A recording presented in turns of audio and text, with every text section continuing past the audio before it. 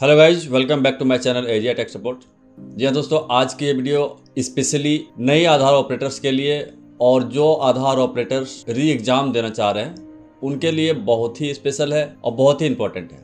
इसलिए दोस्तों आप लोगों से रिक्वेस्ट करना चाहूँगा, अगर आपके पास टाइम है, अगर आपके पास समय है, तभी आप ये वीडियो अभी देखें, अन्यथा इसको आप सेव कर ले या फिर वॉच लेटर करके रख ले और बाद में इत्मीनान से देखना। क्योंकि दोस्तों आज की इस वीडियो में हम लोग बात करने वाले हैं कि यानी कि नए बंदे आधार का काम कैसे करेंगे, साथ ही साथ जो पुराने आधार का ऑपरेटर है वो री एग्जाम कैसे देंगे, और अगर उनके पास पुराना कोई आधार का सर्टिफिकेट है या फिर कोई भी एजेंसी का वो आधार का सुपरवाइजर सर्टिफिकेट अवेलेबल है, उस कंडीशन में वो बंदा नए रजिस्ट्रार के साथ कैसे एग्जाम देंगे और नए रजिस्ट्रार का यानी एजेंसी कोड और रजिस्ट्रार कोड उनके सर्टिफिकेट में कैसे आएगा, इसके बारे में हम लोग विस्तार से जानेंगे, विस्तार से समझेंगे। इसलिए दोस्तों हो सकता है कि ये वीडियो थोड़ा लॉन्ग हो, अगर ज्यादा लंबा होगा तो मैं इस वीडियो को पार्ट वाइज आप लोगों के लिए इस वीडियो को पब्लिश करूंगा। इसलिए दोस्तों आप लोगों से रिक्वेस्ट करना चाहूंगा कि इस सेशन को यानी कि ये जो मैं सेशन स्टार्ट करने जा रहा हूँ दोस्तों, how to become an Aadhaar operator, यानी मैं एक आधार संचालक कैसे बनूं, ये जो सेशन मैंने स्टार्ट किया दोस्तों, इस वाले सेशन को कंप्लीट करके देखना आप। मुझे पक्का विश्वास है कि आधार ऑपरेटर कैसे बनेंगे या फिर पुराने आधार ऑपरेटर एग्जाम कैसे देंगे, सर्टिफिकेट में आधार इनरोलमेंट एजेंसी या रजिस्ट्रार का नाम कैसे लाएंगे। क्योंकि दोस्तों मैं आप लोगों को बताना चाहूंगा कि अभी UIDAI का करंट रूल्स के मुताबिक आपके सर्टिफिकेट में जिस भी रजिस्ट्रार या एजेंसी का नाम और कोड अवेलेबल होगा, आप उन्हीं के साथ काम कर सकते हो, यानी पुराने सर्टिफिकेट से नए रजिस्ट्रार के साथ आप काम नहीं कर सकते। ठीक है दोस्तों, तो गाइस समय को ना गवाते हुए हम लोग वीडियो को स्टार्ट करेंगे। वीडियो को स्टार्ट करने से पहले दोस्तों आप लोगों से रिक्वेस्ट करना चाहूंगा कि अगर अभी तक आपने मेरे चैनल को सब्सक्राइब नहीं किया है तो जल्द से जल्द सब्सक्राइब करके बेल आइकन को प्रेस कर ले, ताकि इस तरह के स्पेशल वीडियो और इन्फॉर्मेटिव वीडियो का नोटिफिकेशन आपको सबसे पहले मिले। चलिए दोस्तों हम लोग चलते हैं अपने लैपटॉप के डैशबोर्ड में और देखते हैं कि इस सेशन में क्या कुछ हमें सीखने को मिलता है। चलिए हम लोग चलते हैं अपने लैपटॉप।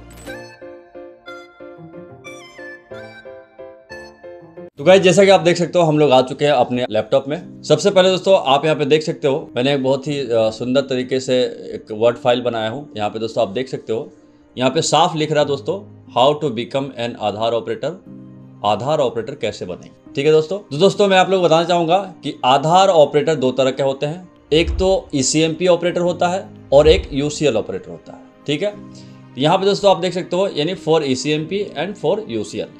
ठीक है, तो ECMP का मतलब होता है दोस्तों, ECMP का जो फुल फॉर्म होता है इनरोलमेंट क्लाइंट मल्टीपल प्लेटफॉर्म। ठीक है, तो इसका मतलब ये होता है दोस्तों कि ये आधार ऑपरेटर जो है यानी सभी तरह का काम कर सकते हैं, जैसे न्यू इनरोलमेंट करना, नेम करेक्शन करना, DOB करेक्शन करना, एड्रेस करेक्शन करना, मोबाइल नंबर ऐड करना और डॉक्यूमेंट अपडेट करना, यानी कि इस तरह के सारे काम ECMP के जरिए किया जा सकता है। एक ECMP ऑपरेटर इसमें कर सकते हैं। ठीक है, नेक्स्ट में दोस्तों आप यहाँ देख सकते हो UCL का मतलब होता है दोस्तों update client light.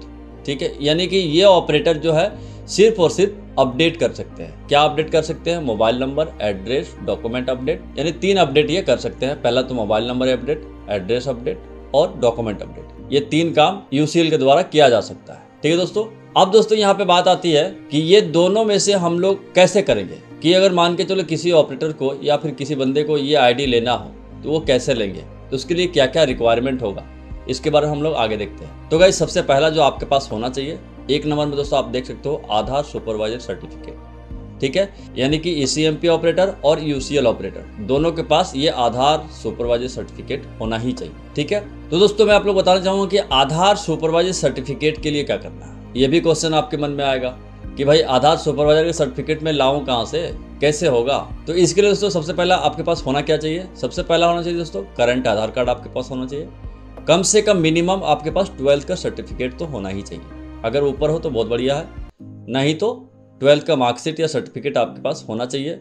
Valid email ID होना चाहिए, आधार रजिस्टर मोबाइल नंबर होना चाहिए, LMS सर्टिफिकेट जो अभी करंट टाइम में एनेबल किया गया है UIDAI के द्वारा ये होना चाहिए, और ऑफलाइन KYC के लिए XML फाइल होना चाहिए। उसके बाद दोस्तों आता है अप्रूवल बाय रजिस्ट्रार और UIDAI।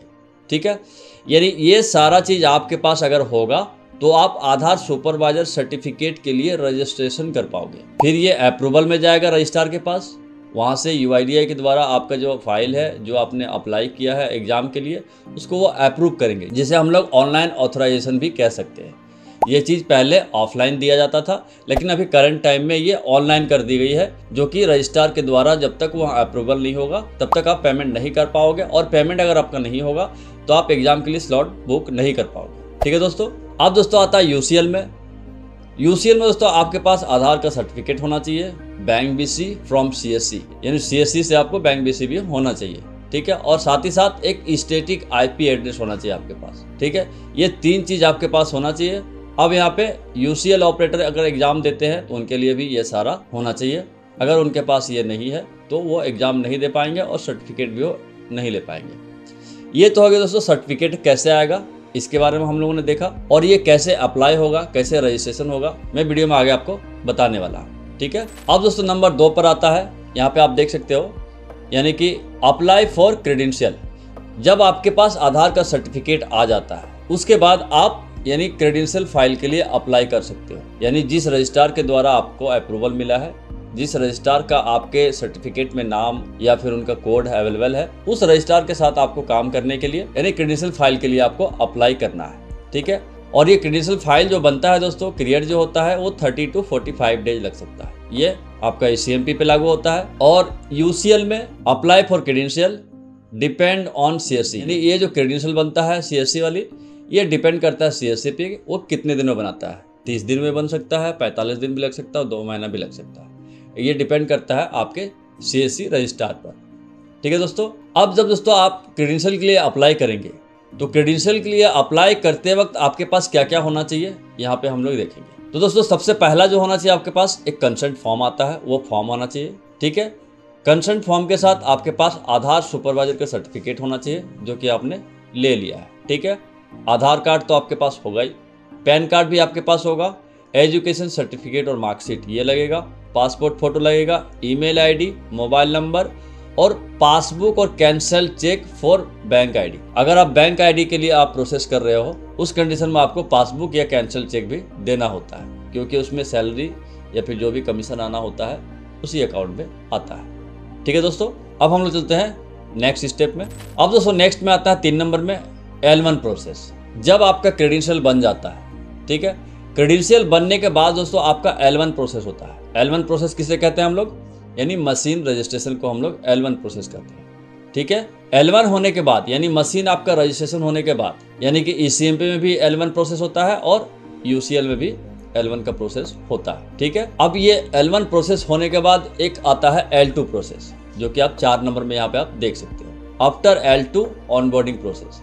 ठीक है, यानी L1 होने के बाद आपका 10 से 15 दिन या महीने भर का मैक्सिमम टाइम लग सकता है आपका L2 होने में।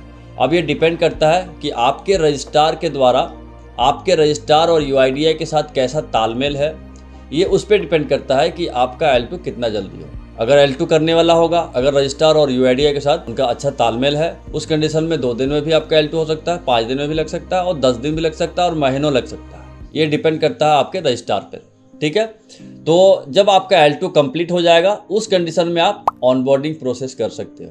ऑनबोर्डिंग का प्रोसेस मैंने ऑलरेडी वीडियो बना के रखा है, आप चाहे तो हमारे चैनल में जाकर देख सकते हो, हमारे प्लेलिस्ट में जाकर देख सकते हो।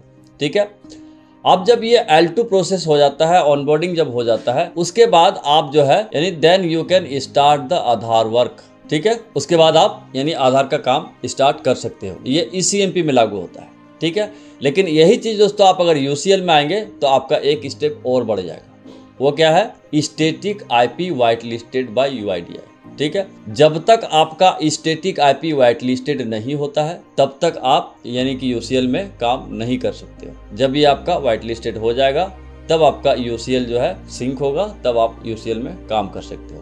तो ये वाइट लिस्टेड होने में इसमें भी आपका 10 से 15 दिन का टाइम लग सकता है। ठीक है दोस्तों, ये सारा प्रोसेस होने के बाद आप आधार का वर्क बहुत ही आसानी से कर सकते हो, कोई दिक्कत नहीं, कोई प्रॉब्लम नहीं। तो ये तो थी दोस्तों हम लोगों ने कि यानी आधार सर्टिफिकेट से लेके मशीन ऑनबोर्डिंग तक यानी काम स्टार्ट होने तक हमें क्या क्या डॉक्यूमेंट की जरूरत होती है, इसके बारे में हम लोगों ने जाना। अब दोस्तों हम लोग नेक्स्ट स्टेप में देखेंगे कि आधार सर्टिफिकेट के लिए हम लोग रजिस्ट्रेशन कैसे करेंगे, और एग्ज़ाम के लिए हम लोग प्रोसेस कैसे करेंगे इसके बारे में जानेंगे। तो चूँकि दोस्तों ये वीडियो बहुत लंबा हो चुका है, इसलिए हम लोग चाहेंगे कि एक वीडियो को ज़्यादा लंबा ना करें। ऑपरेटर के जो एग्ज़ाम के लिए प्रोसेस करेंगे दोस्तों, इससे नेक्स्ट वीडियो हम लोग इसको देखेंगे। वीडियो को समाप्त करने से पहले दोस्तों आप लोगों से रिक्वेस्ट करना चाहूँगा कि वीडियो अगर आपको थोड़ा सा भी हेल्पफुल लगा हो या फिर थोड़ा सा भी पसंद आया हो तो लाइक जरूर कर दें, और लाइक के साथ साथ चैनल को सब्सक्राइब करके बेल आइकन को प्रेस कर लें, ताकि इस तरह के स्पेशल वीडियो और इन्फॉर्मेटिव वीडियो आपको हमेशा मिलता रहे। चलिए दोस्तों, आज के इस वीडियो को हम लोग यहाँ पे समाप्त करते हैं। मिलते हैं एक अच्छी वीडियो के साथ, तब तक के लिए Jai Hind, take care and bye bye.